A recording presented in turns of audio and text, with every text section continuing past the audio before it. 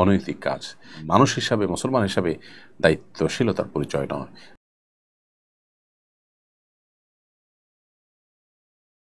কেউ যদি ইসরায়েলি পণ্য বিক্রয় করে তাহলে তার উপার্জন কি হালাল হবে কিনা?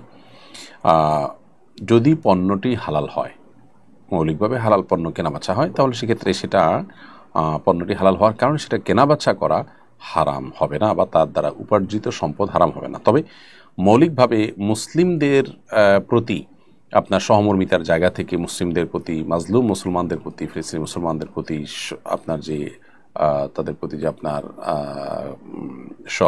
সিম্প্যাথি, সেই জায়গা থেকে আপনি এ ধরনের কেনাবেচা করা বা এই ধরনের জিনিসপত্র কেনাবেচা করা, এটা আপনার জন্য অনৈতিক কাজ। এটা আপনার মানুষ হিসাবে, মুসলমান হিসাবে দায়িত্বশীলতার পরিচয় নয়।